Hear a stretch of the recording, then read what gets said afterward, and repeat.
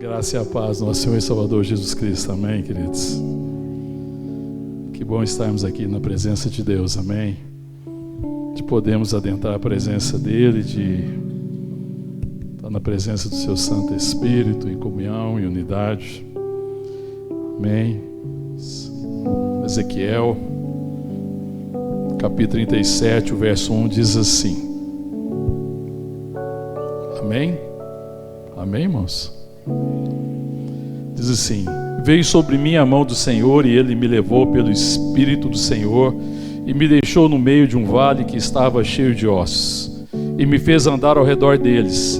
Eram muito numerosos na superfície do vale e estavam sequíssimos. Então me perguntou: filho do homem, acaso poderão reviver esses ossos? Respondi: Senhor Deus, tu sabes. Disse-me Ele: profetiza estes ossos e dize-lhes: ossos secos, ouvi a palavra do Senhor. Assim diz o Senhor Deus a estes ossos: eis que farei entrar o Espírito em vós e vivereis. Porei tendões sobre vós, farei crescer carne sobre vós estenderei pele, e porei em vós o Espírito e vivereis, e sabereis que eu sou o Senhor. Então profetizei segundo me for ordenado. Enquanto eu profetizava, houve um ruído, um barulho de ossos que batiam contra ossos e se ajuntavam, cada osso ao seu osso. Olhei e eis que havia tendões sobre eles, e cresceram as carnes e se estendeu a pele sobre eles, mas não havia neles o Espírito. Então ele me disse: profetiza ao Espírito, profetiza ao Filho do Homem, dize-lhe: assim diz o Senhor Deus, vem dos quatro ventos ao Espírito, e assopra sobre estes mortos para que vivam. Profetizei como ele me ordenara, e o Espírito entrou neles, e viveram, e se puseram em pé, um exército sobremodo numeroso. Então me disse: filho do homem, estes ossos são toda a casa de Israel. Eis que dizem: os nossos ossos se secaram e pereceu a nossa esperança. Estamos de todo exterminados. Portanto, profetize e dize-lhes: assim diz o Senhor Deus, eis que abrirei a vossa sepultura e vos farei sair dela, ó povo meu, e vos trarei a terra de Israel. Sabereis que eu sou o Senhor, quando eu abrir a vossa sepultura e vos fizer sair dela, ó povo meu. Porei em vós o meu espírito e vivereis, e vos estabelecereis na vossa própria terra. Então sabereis que eu, o Senhor, disse isto e o fiz, diz o Senhor. Amém. Te adoramos, Deus, te louvamos, bendizemos o teu nome, Deus, nos alegramos na tua presença. Tudo que o Senhor tem feito e ministrado ao nosso coração, por esse tempo de culto ao Senhor, de comunhão, de convívio, de consagração, Pai. Te louvamos por tudo. Ó Deus, e pedimos agora a tua palavra. Vem falar ao nosso coração, Deus. Vem com a tua palavra, vem sobre nós, ó Santo Espírito, em nome de Jesus. Amém. Israel está vivendo, quando Ezequiel profetiza e quando acontece essa visão no Vale dos Ossos Secos, ele está vivendo um tempo complicado. Eles estavam no cativeiro, eles estavam no exílio da Babilônia, eles tinham sido levados ao exílio. Deus tinha levantado Ezequiel, profeta, naquele tempo. Ele é um dos profetas levantados por Deus. E Ezequiel, na primeira parte do livro de Ezequiel, você vai ver Ezequiel sendo levantado por Deus e advertindo a Israel o castigo que viria por causa da impenitência, por causa da dureza do coração do povo de Israel. Eles iam ser levados cativos por causa da dureza do próprio coração deles. Deus vinha advertindo. Mas ainda que Deus advertisse, Israel permanece impenitente. Ela vai sendo levada até que Nabucodonosor leva quase todo Israel, fica um pequeno remanescente na Palestina. Praticamente todo o povo estava exilado. Mas também ele não é só o profeta que advertiu Israel de toda a situação, de toda a calamidade que aconteceria, mas ele também é o profeta que vai falar da restauração de Israel. E aqui no capítulo 37, ele começa ali por volta mais ou menos do 33, 34, ele já começa a falar sobre a restauração que viria, sobre o que Deus faria sobre Israel, como é que Deus curaria Israel, como é que Deus ia restaurar todas as coisas, todo esse processo de restauração. E aqui é esse momento em que ele tem essa visão do vale de ossos secos, um momento muito crítico, um momento de exílio, de grandes dificuldades, em que parece que eles tinham perdido a esperança. No verso 12, o Senhor está falando para o profeta, para Ezequiel, e fala para ele: portanto profetize e diz, assim diz o Senhor Deus, eis que abrirei a vossa sepultura e vos farei sair dela, o povo meu, e vos trarei a terra de Israel. E esse povo meu era esse povo que, apesar de toda a dificuldade, apesar da infidelidade do povo, a infidelidade de Israel não exauriu, não acabou o amor de Deus. Deus é amor, amém, queridos? Apesar de toda infidelidade, ela não foi suficiente para exaurir o amor de Deus. Deus continua amando, Deus é Deus, Ele é santo, Ele permanece, Deus não muda. E Deus tinha um plano de bênção, tinha um plano de paz. E aí, nesse momento, Ele chama aqui o profeta e mostra toda essa visão. Eu fico pensando, queridos, que a gente não vive, às vezes, um momento muito diferente. Nós o vivemos agora, depois desse tempo de pandemia, 2 anos de pandemia, e de todas as dificuldades que nós enfrentamos por causa dela, econômica, política e todas as consequências e desdobramentos.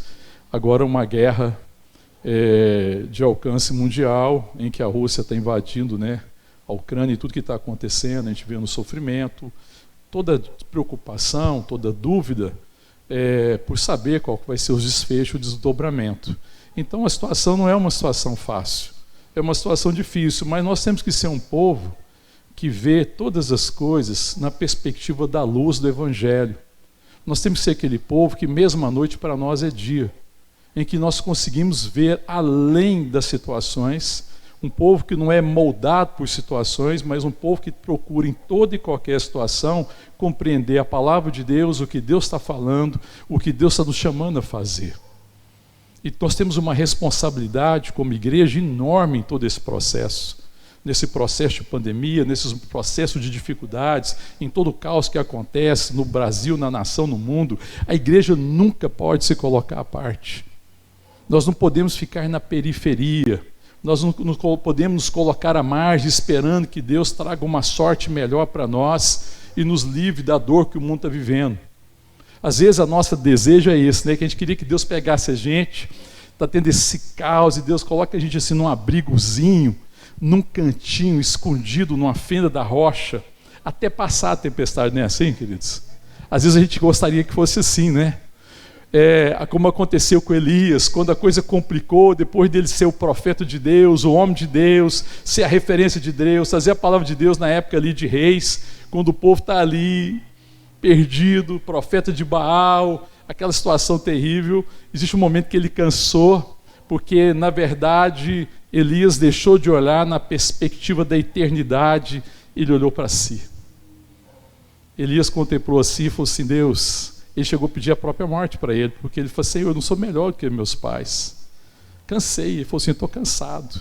Sabe aquele momento que ele deixou de olhar as coisas na perspectiva da eternidade, de ver as coisas pelo aquilo que é absoluto de Deus, pelo absoluto de Deus, pela certeza da soberania, pela certeza que Deus está trabalhando, pela certeza que Deus está realizando, pela certeza que Deus é soberano, pela certeza que nada foge à vontade de Deus e que Deus continua sendo Senhor. Teve um momento que Elias vive uma dificuldade, ele se deprime porque ele olha para si. Querido, se nós olharmos nessa situação para a minha possibilidade para a sua, a gente fica deprimido. A gente fica abatido, a gente fica desanimado. Porque o que eu e você podemos fazer individualmente na nossa força e no nosso poder? Muito pouca coisa. Isso foi o problema de de Elias. Aí Deus restaura depois Elias, traz Elias, fala: Elias, volta. Aí Deus colocou Elias aonde volta, irmão? Quando Deus trouxe Elias, ele fugiu da confusão, não foi? Da situação caótica que estava virando. Aí Deus trouxe Elias de volta para onde, irmão? Por meio do vale dos ossos secos. Foi o que Deus fez aqui com o profeta. Deus chama aqui o profeta, não diz a palavra: veio a mim a mão do Senhor, e ele me levou pelo Espírito do Senhor e me deixou no meio de um vale que estava cheio de ossos, e me fez andar ao redor, e eram muito numerosos da superfície do vale, e estavam sequíssimos. Era um ambiente de morte, de destruição, onde parecia que não tinha esperança. Será que havia esperança? Será que havia salvação? Será que aquilo pode mudar? A palavra diz no verso 3, e aí o Senhor pergunta, ele me perguntou: filho do homem, acaso poderão reviver esses ossos? Aquela situação, será que ela poderia ser revertida? Será que aquela situação poderia ser transformada? Aquela situação de morte, se você imagina um vale cheio de ossos, eu fiquei imaginando essa figura. Você consegue imaginar, irmão, que você está num vale cheio de ossos, muitos ossos, absolutamente secos? Significa que eles estavam ali há muito tempo, que estavam muito secos. Será que havia esperança de vida? E às vezes nós estamos vivendo essa situação, porque quando você olha a situação ao redor, parece que não tem esperança. Mas a pergunta do Senhor para o profeta qual que é, irmão? Qual que é a pergunta no verso 3? Por acaso poderão reviver esses ossos? Qual que é a resposta dele? Senhor, tu sabes. É a resposta da humildade, porque ele não sabia. Sabe, nós temos que ter essa postura de humildade, porque eu não sei se pode reviver. Mas se o Senhor falar, tu sabes, o Senhor é que sabe. Isso demonstra a humildade do coração. E diante dessas dificuldades, querido, eu não tenho às vezes resposta para muita coisa. A gente não sabe. Mas o que Deus está falando? Para que Deus está me chamando? Por que eu estou no meio deste problema? Será que eu estou nesse problema por um acaso, por azar? Assim, puxa, que azar, eu estou no meio desse problema. Por que eu estou nesse país, nessa época? Por que eu nasci nesse tempo? Por que eu nasci nesse século? Será que eu estou aqui por acaso? Ou eu consigo parar e perguntar para Deus: Senhor, por que eu estou aqui? Por que o Senhor está me colocando nesse lugar? Qual que é o propósito? Tem que haver um propósito. E aí o Senhor diz o que para ele? Disse-me ele, verso 4, profetiza a estes ossos e diz-lhe: ossos secos, ouvi a palavra do Senhor. Assim diz o Senhor, verso 5, a estes ossos: eis que farei entrar o Espírito em vós e vivereis. Quando ele tem essa visão dos ossos, do vale dos ossos secos, na verdade, esses ossos representavam quem? Olha o verso 11. Então me disse: filho do homem, estes ossos são toda a casa de Israel. Eis que dizem: os nossos ossos se secaram e pereceu a nossa esperança, estamos de todo exterminados. E esse era o que estava no coração da casa de Israel. Essa visão do vale de ossos secos era exatamente o povo de Deus que tinha se perdido no seu propósito, que tinha se desviado, mas Deus estava vindo sobre eles com graça, com misericórdia. E ele fala: essa é a casa de Israel. O povo olhava para si naquela situação de cativeiro, que estavam ali presos na Babilônia, estavam longe da sua terra, longe da sua habitação, e estavam ali sem esperança. Então eles olhavam para eles e pensavam: nós somos como ossos secos, não há esperança para nós. Pereceu a nossa esperança, e ainda diz: estamos de todo exterminados. Esse era o sentimento, queridos. E às vezes é o sentimento que invade o nosso coração. Parece que pereceu toda esperança, parece que a nossa vida é uma vida seca, nós somos um vale de ossos secos, pereceu toda esperança. Mas Deus tinha uma promessa de restauração. Se você ler no capítulo 36, lá vai falar que Deus ia reivindicar, ele ia vindicar a santidade do seu nome. Verso 23, voltem no capítulo 36, bem aí do lado. Olha o verso 23, do capítulo 36.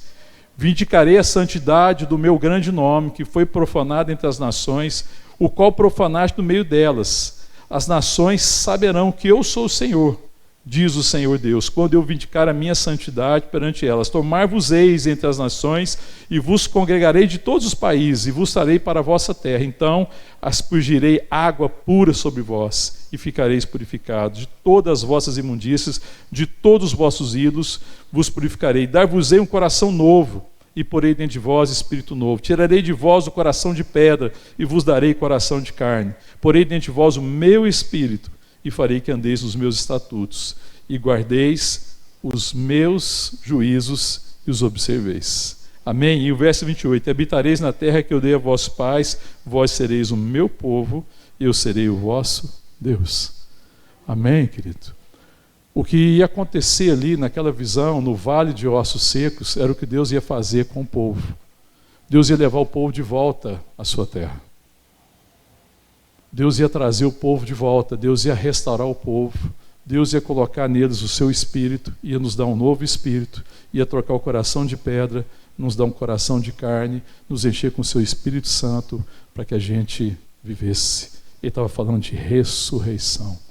Ele estava falando daquilo que se cumpriria em Jesus. Essa profecia, ela se cumpria em duas partes. Existia essa parte da restauração de Israel à sua terra, mas existe também a vinda do Senhor Jesus, porque o derramamento do Espírito dependia da glorificação de Jesus Cristo. E nós vivemos esse tempo, amém, querido? Nós somos habitação do Espírito Santo, amém? Então o Senhor já nos restaurou, Ele já nos tirou do vale de ossos secos. Ele está falando dessa restauração, diz que ia acontecer. Esse cenário que não era animador, o cenário era ruim, mas quando você está no meio de um cenário ruim, é para que a gente seja a esperança deste lugar.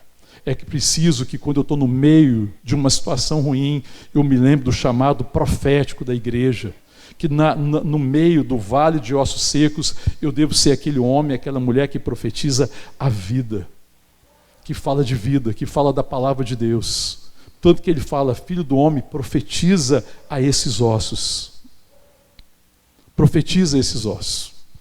E ele profetizou, como o Senhor falou. Aquilo que era impossível, mas que o Senhor queria falar.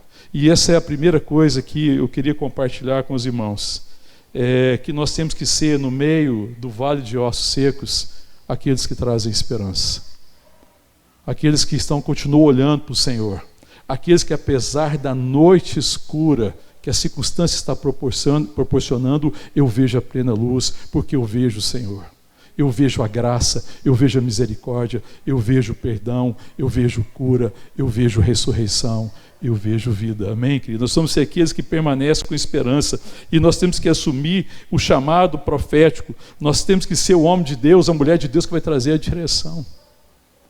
Sabe, querido, no meio do caos, no meio do vale dos ossos, a gente não tem que ser aquele povo que se esconde e coloca a margem e que não assume a responsabilidade. E que a gente às vezes não assume a responsabilidade e fala assim, mas o que eu posso fazer?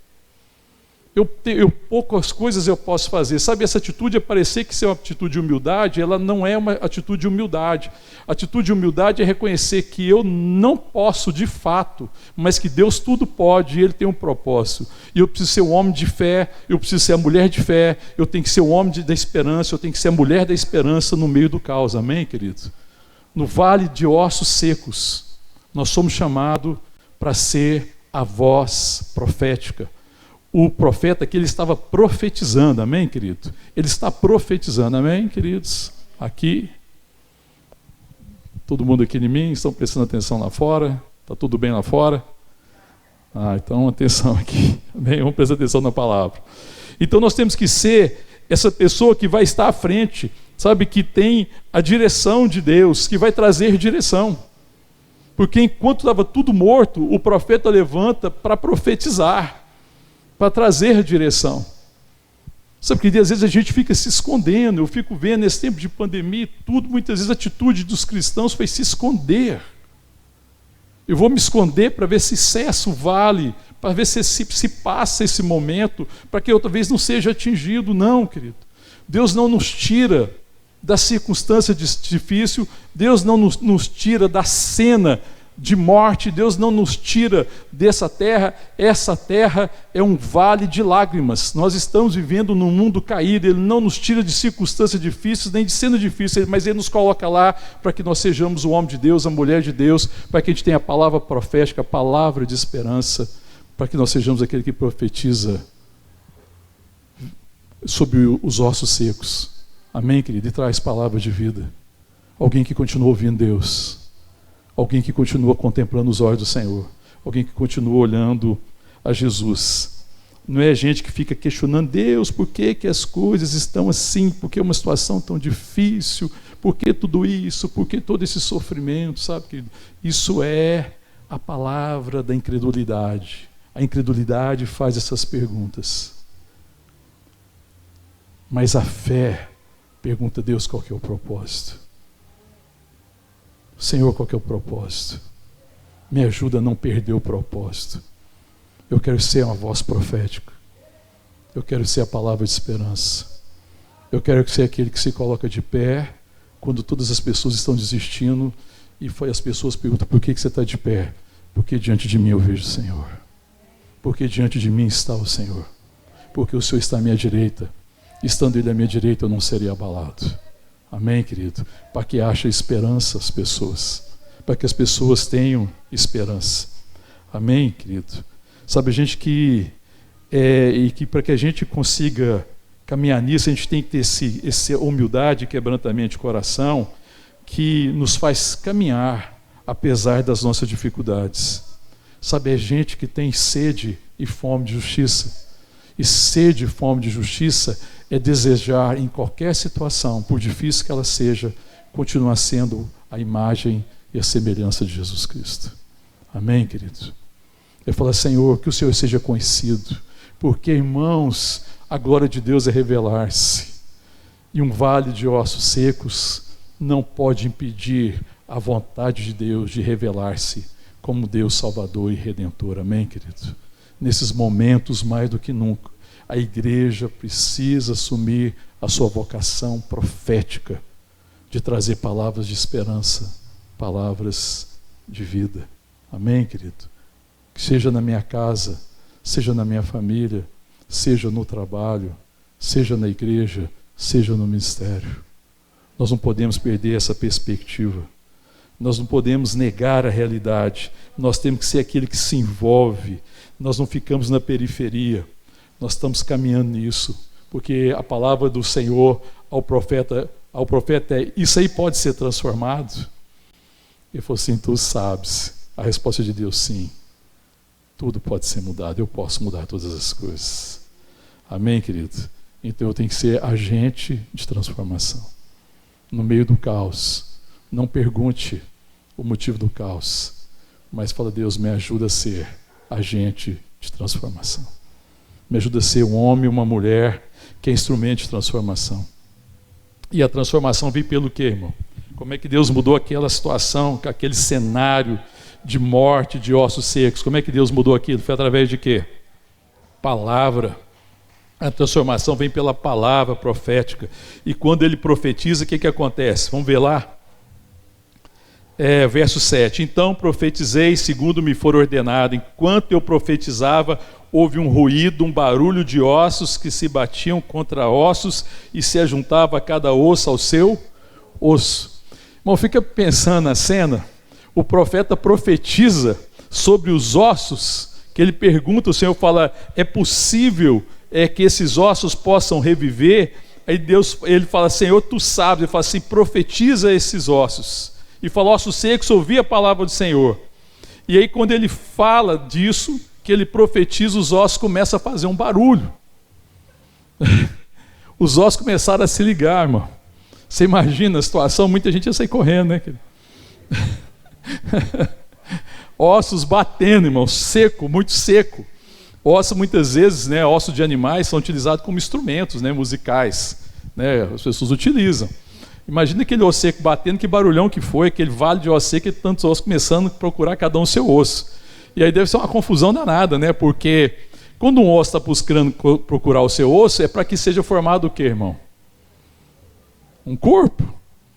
E no corpo, um osso vai se ligando ao osso, né? O osso da mão se junta ao osso do antebraço, do antebraço vai aqui ao cotovelo, do cotovelo vai para o ombro e vai se juntando. Então são ossos diferentes se juntando. Então cada osso está buscando o osso que lhe corresponde, não é ser igual. E eu acho que isso tem um exemplo muito grande para a igreja, porque às vezes a igreja pensa que quando Deus vai restaurar as coisas na igreja, todo mundo vai ser igual. A gente às vezes quer que as pessoas sejam iguais a gente, pensam de forma igual, têm o mesmo gosto, gostam das mesmas coisas e queiram fazer as mesmas coisas. Não. Aqui fala da diversidade que existe na igreja. E que a gente tem que se ajustar um ao outro. Amém, querido? Que nós temos que buscar isso daí. E que isso produziu um barulho. Porque cada osso está procurando o seu osso. E a igreja precisa ser um lugar onde a gente ajuda os diferentes a encontrar o seu lugar. A igreja não é para colocar todo mundo numa forminha. A gente às vezes pensa que todo mundo tem que ter um comportamentozinho, uma formulazinha de comportar, uma forma de vestir do mesmo jeitinho, da mesma forma. Não, querido, cada um vai se vestir de um jeito, cada um tem um gosto, cada um se comporta de um jeito, cada um tem um pensamento, mas todos estão sendo transformados. Então é o lugar em que não importa que nós somos diferentes, mas nós somos ligados pelo amor de Deus. Então a igreja tem esse lugar, irmão, você é diferente minha, tudo bem, beleza? Vem, olha para quem está perto de você, é diferente ou não é? É, diferente? Aí eu estava falando lá que o outro é careca, tá vendo? E o outro não é, ó. Não sei se o Jean tem autoridade para falar não, mas... Ah, você cortou, né, Jean? Mas, irmão, aí é o lugar que você fala assim, irmão, você é diferente, mas o seu lugar é aqui do meu lado, amém, querido? O nosso lugar é junto com Cristo, o nosso lugar é caminhar junto. Nós temos que crescer pela justa cooperação de cada parte, pela justa cooperação de cada junta. Amém, querido? Então, é o lugar onde existe diferença. Isso provoca barulho. E barulho fala que isso pode causar confusão. Então, na igreja, às vezes tem confusão, irmão, mas não tem problema. Deus está produzindo o quê? Qual que é o propósito de se juntar esses ossos? Era colocar os ossozinhos amontoadinhos, fazer os montinhos de ossos, falar, não, isso tem que estar muito desorganizado. E aí o profeta fala e os ossos começam a se organizar e ficam os montinhos de ossos aqui, um montinho aqui, outro montinho ali. Era isso, irmão? Qual que foi o resultado dele profetizar vida sobre os ossos? Um exército numeroso, vidas, formar um corpo. Amém? Está falando da igreja, que a igreja seria o corpo de Cristo. E que esse corpo tem muitos membros, e que nós somos membros uns dos outros, e que todos os membros são importantes, e não tem membro que tenha menos importância, pelo contrário, se aparentemente ele parecer ter menos importância, nós damos a ele muito mais honra. Amém, querido? E que isso produz barulho, que isso produz às vezes um certo estresse, que isso produz às vezes uma dificuldade, mas é o processo de formação do corpo. É a graça de Deus. E nós temos que ser pessoas que ajudam nesse propósito de edificar a igreja. Tem que se ajustar a um propósito. É transformar em um corpo. É trabalhar para que as diferenças não nos dividam, mas para que haja graça. Sabe, para que a multiforme de graça de Deus vá se aparecendo. E aí, querido, tem uma coisa muito importante quando eu penso em ossos batendo com os ossos, o barulho que causa, o desconforto desse barulho às vezes, a dificuldade que nós temos, irmão, que a gente não gosta de sair da nossa zona de conforto. Irmão, para conviver com quem pensa diferente de mim, tem desconforto, não tem, querido? Fala sério. Tem ou não tem? É fácil um corintiano conviver com um palmeirense, irmão? Pensa. O vilanovense conviver com o torcedor do Goiás, o esmeraldino. Um flamenguistas ali, conviver com um corintiano. Irmão, tem que ter muita disposição. Então, a gente tem que ter disposição, isso fala de disposição, isso produz um barulho, isso produz um desconforto, mas eu tenho que sair da minha zona de conforto para que se cumpra o propósito de ser formado o corpo, irmão. Os ossos são diferentes mesmo. Um é maior, um é menor, um mais leve, outro mais pesado. Você sabe o tanto de osso que nós temos no nosso corpo, irmão? É muito osso. É muita coisa. Mas cada um no seu devido lugar, cumprindo o seu propósito, não é uma benção, irmão? Quando a gente está com o ossinho fora do lugar, não é um desconforto terrível? Quando você está com um problema de coluna, irmão, que você tem ali um desviozinho na coluna, é um desconforto horroroso. Então o que a gente gosta? O que é bom mesmo? É ter tudo no lugar. Mas para que tudo esteja no lugar, a gente tem que ter a disposição de sair do lugar do conforto. Amém, querido? Ossos batendo em ossos, ossos procurando ossos. É Deus falando, eu edificarei a minha igreja. Eu edificarei o corpo de Cristo. Vocês são o corpo de Cristo. Eu unirei a vocês uns aos outros. Vocês estarão unidos e vocês serão um só corpo. Vocês não serão um amontoado de ossos. Vocês não serão ossos iguais aqui, outros ossos ali. Não, vocês serão o corpo. Vocês serão a expressão de Deus. Eu farei desse povo que estava lá no cativeiro, dividido, perdido nos seus pecados, o meu povo. Vocês serão a minha igreja, vocês serão a noiva do Cordeiro. Amém, querido? Depois ele fala o quê? Quando ele profetiza, ele fala que houve esse barulho, não é? Olha o verso 8. Olhei e eis que havia tendões sobre eles, e cresceram as carnes, e se estendeu a pele sobre eles, mas não havia neles o espírito. Querido, quando eu penso dos tendões, os nossos ossos, né? Quem conhece aí da anatomia humana, eu não conheço muita coisa, mas os ossos são mantidos ligados por causa dos tendões.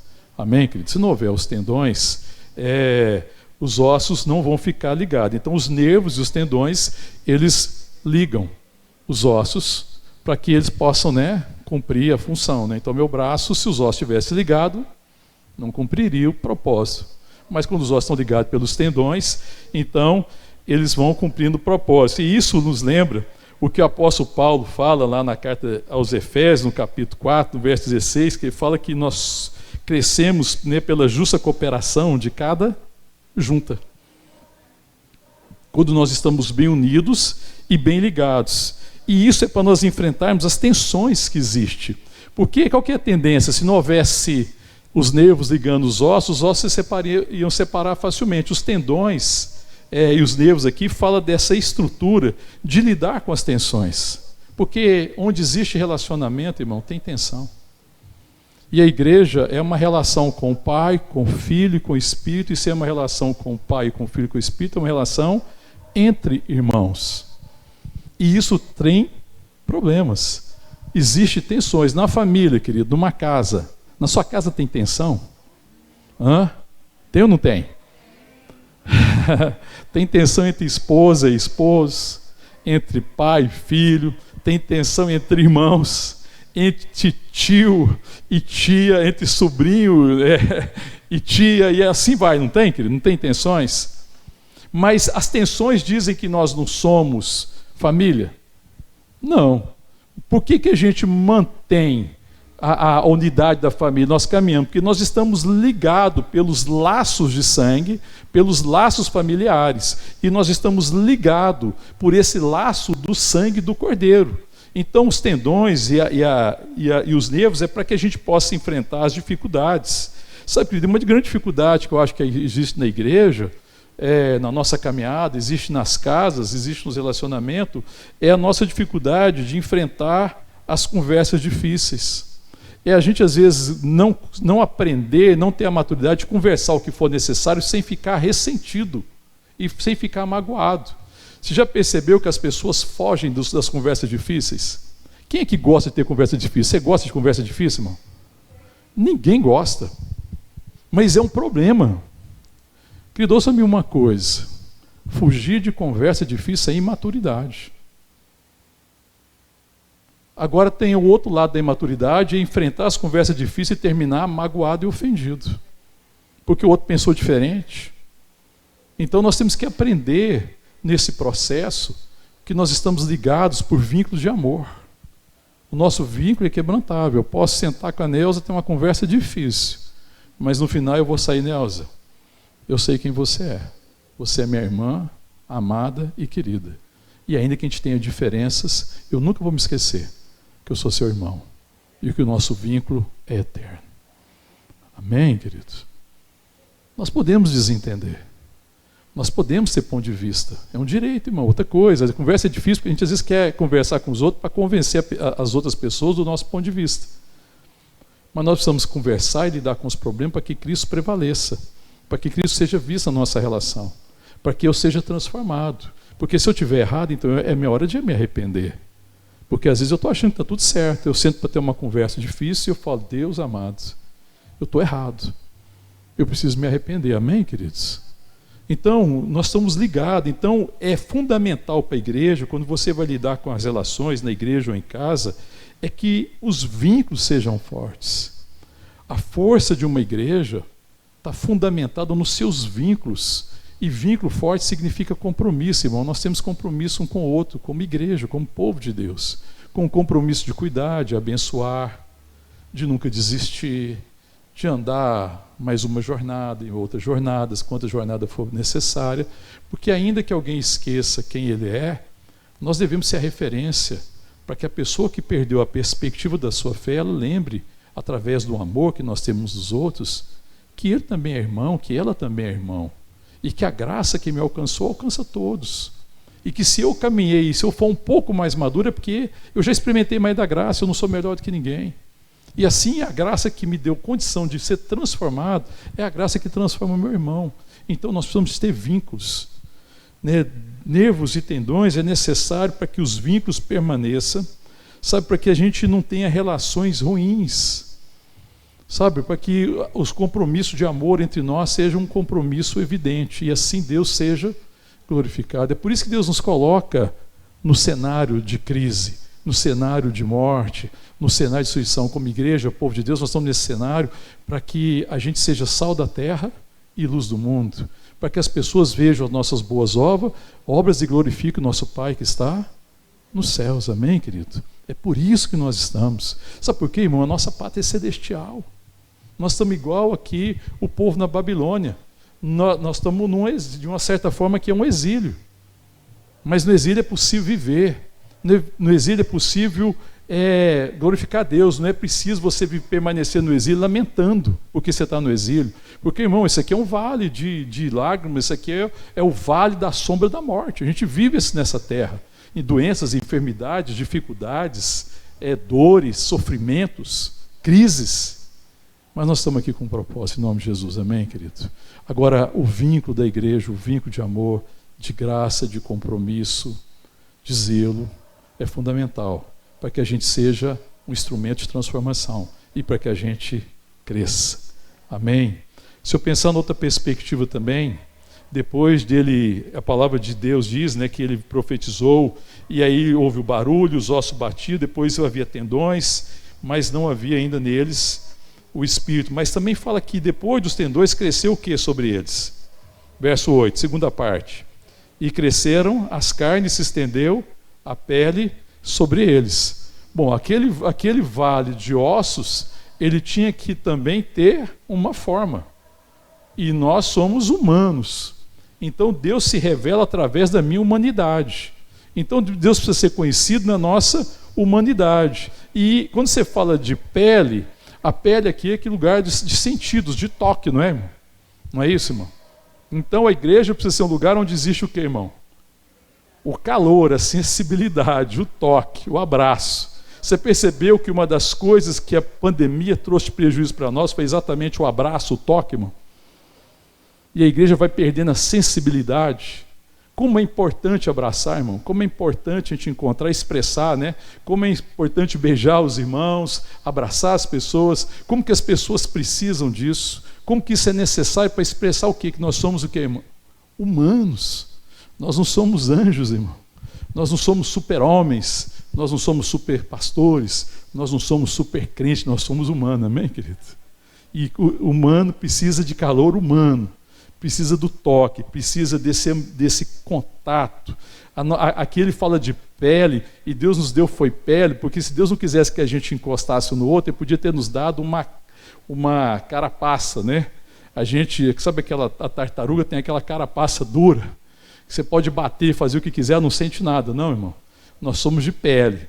Se você bater com alguma coisa cortante aqui na minha pele, vai cortar, vai ficar uma cicatriz. O Senhor Jesus trouxe a sua cicatriz. A cicatriz da cruz estava lá, mas ele se manifestou em forma humana.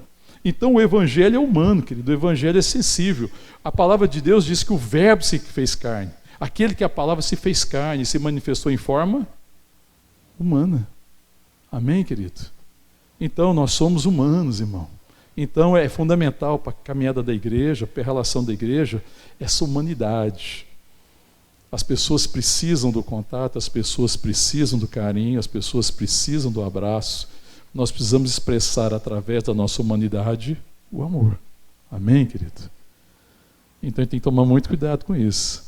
Porque apesar do cuidado que a gente tem que ter por causa da questão de pandemia, irmão, e a gente não deve desprezar nenhum cuidado, a gente não pode manter essa distância que tem acontecido. A gente tem que orar a respeito disso. Amém, querido? porque às vezes parece que vai se instalando uma distância. E isso é extremamente nocivo para a caminhada. Isso não tem a ver com a realidade de quem nós somos como igreja. Mas depois que ele se estendeu a pele sobre os ossos, os nervos, os tendões, a carne, o verso 8, na segunda parte, diz o que, irmão? Mas não havia neles o Espírito. E o verso 9 diz, então ele me disse, profetiza ao Espírito, profetiza ao Filho do Homem, diz-lhe, vento, vem dos quatro cantos, ventos, ó Espírito. Os quatro ventos, vem dos quatro ventos, ó Espírito, e assopra sobre estes mortos, para que viva. E profetizei como me ordenara. E o Espírito entrou neles, e viveram, e se puseram de pé, um exército sobremodo numeroso. Amém, querido? Quem é que vai conduzir todas essas coisas, irmão? Quem vai nos conduzir no processo de ser corpo de Cristo? Quem vai nos conduzir no processo de encontrar a outra parte? Quem vai nos conduzir no processo de ajudar o irmão a encontrar o lugar no corpo? Amém, querido? Então você veja que ajudar os irmãos e as irmãs a encontrar um lugar no corpo é obrigação nossa. Está vendo? Às vezes a gente pensa, não, cada um que se vire, que ache seu lugar. Não, irmão. É trabalho nosso, irmão. E o Espírito Santo é que não vai nos assistir. Que quem nos assiste nessas coisas é o Espírito Santo. Então deve ser também a minha preocupação, a minha oração e o meu zelo, ajudar cada irmão a encontrar o seu lugar no corpo. Porque Deus dispôs o corpo conforme lhe aprouve. E isso ele fez pelo Espírito Santo. Amém, querido? Então é pelo Espírito, é o Espírito que vai conduzir todas essas coisas. Tudo vai acontecer num processo em que nós crescemos, em que nós somos transformados, em que nós vamos sendo ajustados, em que Ele vai fortalecendo as nossas juntas, que Ele vai nos ensinando a ser maduros, a enfrentar nossos problemas, a enfrentar a adversidade, a aceitar opinião diferente e continuar vendo irmão, continuar edificando o irmão. Quem vai fazer tudo isso? O Espírito Santo. É Ele que vai transformando esse vale de ossos secos em lugar de vida, ou seja, em ressurreição. Amém, querido? Ele que é poderoso para fazer isso. E esse é o nosso chamado. O nosso chamado, irmão, não é mudar uma situação. Nós somos chamados para transformar corações. Nós não fomos chamados para mudar situações. O nosso chamado é para transformar corações. E o primeiro coração que Deus quer transformar é o meu.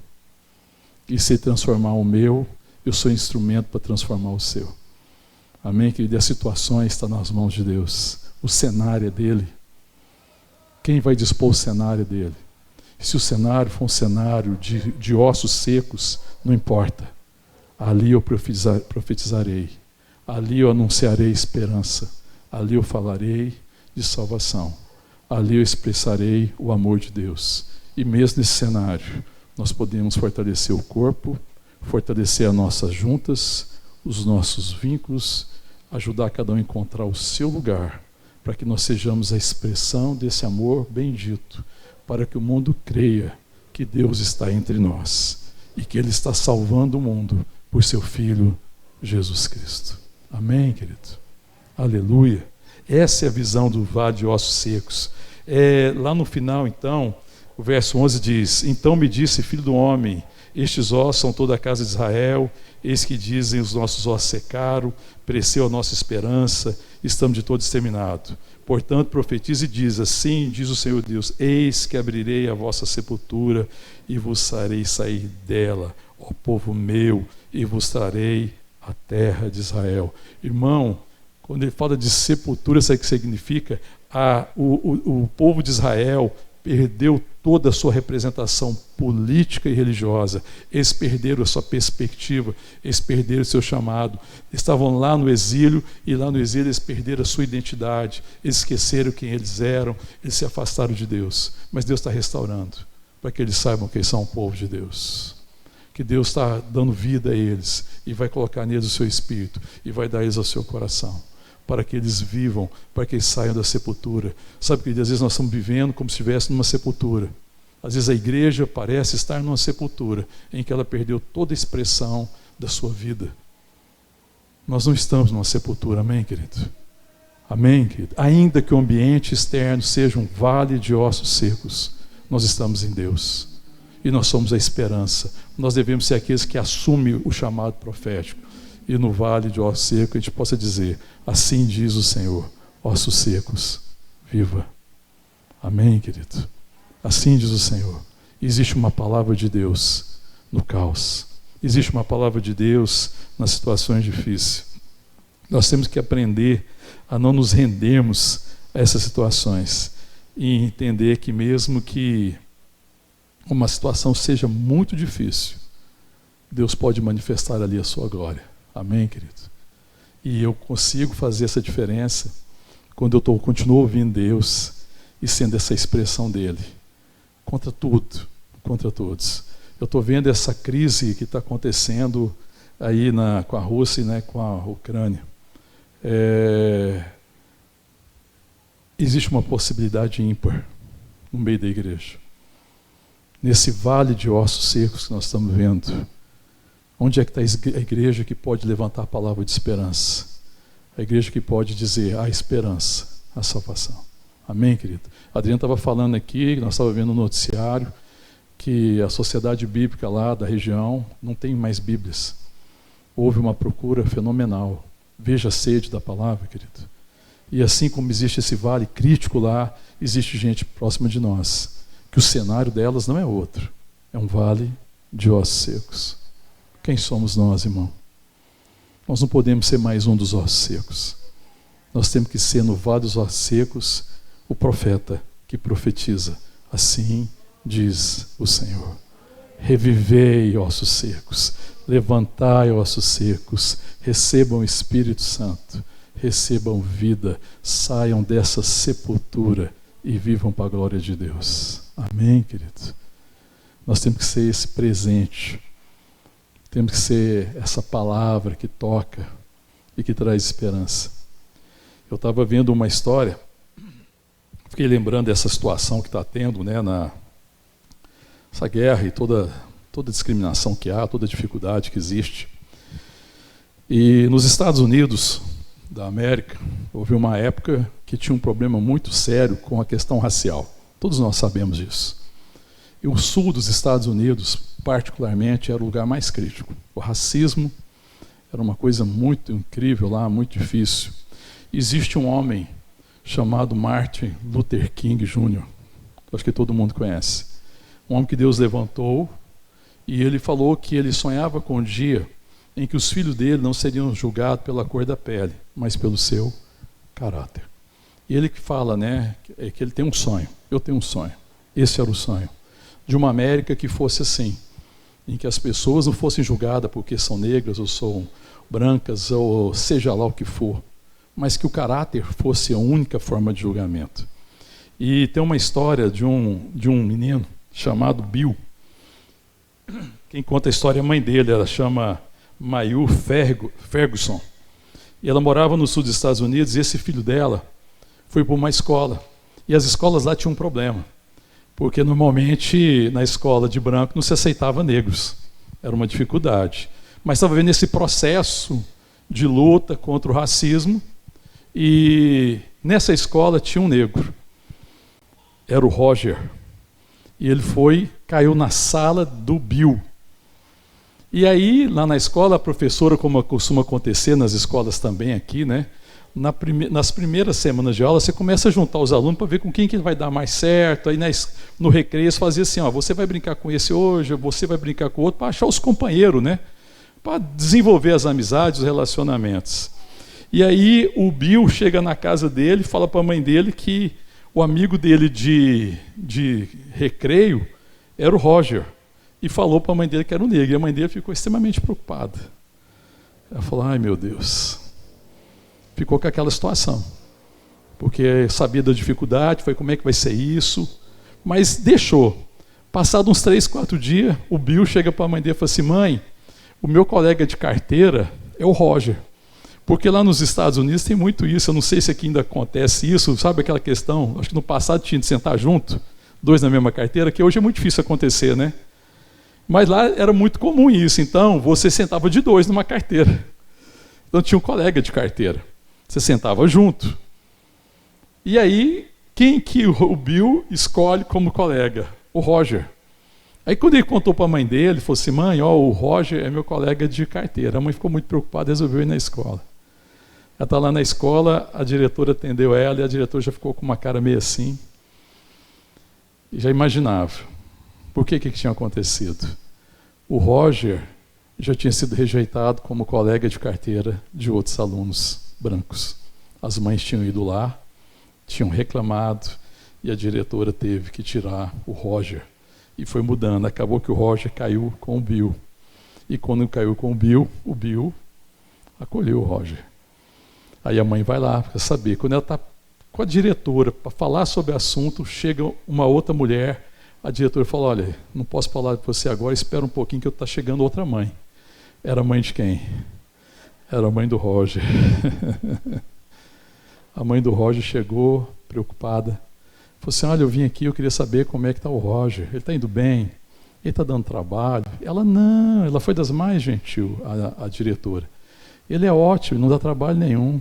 Ela falou assim: mas por que toda semana ele muda de carteira, de colega? Aí ela saiu com uma. Ela não quis falar a verdade para ela. Falou: não, a gente vai fazendo teste, que de certa forma era também, né? Ela não estava mentindo. A gente vai fazendo teste até achar que não dá certo. Mas agora, vamos ver o que vai acontecer.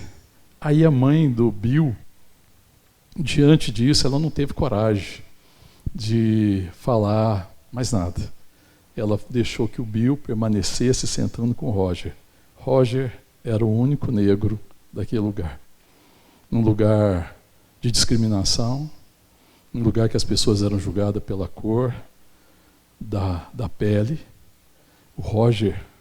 O Bill acolheu o Roger. E o Roger acolheu o Bill. E ela foi muito marcada, essa mãe. Porque, passado algumas semanas, eles ficaram amigos. E o Roger chamava o Bill para ir na casa dele. Mas ainda assim ela resistiu. Mas ela foi surpreendida depois de alguns dias. Ela recebeu um envelopezinho de um papel dobrado, meio sujo, né? Menino, quando dobra às vezes, está com a mão suja, não faz cerimônia. E ele ficou sabendo que era o aniversário da mãe do Bill. E ele falou assim: vou mandar um presente para sua mãe, porque a sua mãe permitiu que você seja o meu colega de carteira. E ele mandou um presente, papelzinho embrulhado, meio sujo, dobrado ali, né, mais ou menos. Quando ela abriu, tinha 3 flores e tinha uma moeda de $1. Era um presente que ele tinha dado para ela, porque na hora do recreio, o Roger contou que era o aniversário da mãe dele. E ele tinha só $1 para comprar o leite, que na hora do recreio o que ele podia comprar era um litro de leite. E era $1. Ele deu esse $1 embrulhado no envelope, com 3 flores, para a mãe do Bill. E ela disse: melhor presente que eu já recebi na minha vida foi saber que meu filho não discrimina ninguém por causa da cor da pele, mas ele acolheu ele. Ele não se rendeu ao vale dos ossos secos, ele não se rendeu ao julgamento, ele não se rendeu à circunstância. Ele foi uma voz profética no meio daquela situação, uma criança que enxergava com os olhos da simplicidade e via além das limitações momentâneas. Um homem que fez diferença e que marcou essa mulher. E ela conta essa história. Essa história é contada em muitos livros. Eu contei aqui bem rápido, não pus todos os detalhes, mas ela fala que ela foi extremamente marcada por alguém que teve esse posicionamento diferente, por alguém que foi uma voz profética, que a ação dele falou mais do que suas próprias palavras. Que as nossas ações nesse tempo, irmãos, fale profundamente e seja uma voz profética no vale de ossos secos. Que a nossa palavra diga: viva, vem viver, recebe do Santo Espírito de Deus e viva. Sai da sua sepultura, sai desse lugar escuro e vem para a vida. Que essa seja a nossa vocação nesse tempo, em qualquer que seja a situação. Amém? Vamos ficar de pé, vamos orar. Amém, querido. Eu não sei como é que você vê o cenário que você está inserido, Eu não sei a circunstância, cada um vive uma circunstância, cada um vive um cenário, e às vezes esses cenários são bem difíceis, mas você não está aí nesse lugar por acaso. Amém, querido? E Deus nos levantou para que a gente tenha uma palavra de esperança. Amém? Deus levantou você na sua casa para que você dê a direção em nome de Jesus. Amém, querido? Eu não sei se você tem experiência de ver a salvação na sua casa, se existem pessoas ainda perdidas com dificuldades, mas a esperança sobre a sua casa pode ser confirmada pela sua presença lá. Se a sua casa parece muito mais um vale de ossos secos, então esses ossos vão reviver em nome de Jesus. Amém? Profetiza sobre a sua casa. Amém, querido? Profetiza sobre os ossos secos dos seus relacionamentos. Profetiza sobre os ossos secos do local do seu trabalho. Você não está no local do seu trabalho apenas para que Deus te remunere financeiramente. Deus pode fazer isso através de um corvo, através de um pássaro, Ele poderia fazer isso. Mas você está lá para que lá não seja um lugar, um vale de ossos secos. Você está lá para ser a palavra de esperança. Amém, querido? Você está lá para assumir o protagonismo na sua casa, na sua família. Às vezes você tem uma família difícil. Todo mundo tem situações difíceis na família, acredite. Que essa situação difícil, Deus colocou você lá. Você é uma profetisa, você é um profeta de Deus. Amém, querido? E nós trazemos a mensagem da vida, a palavra da vida.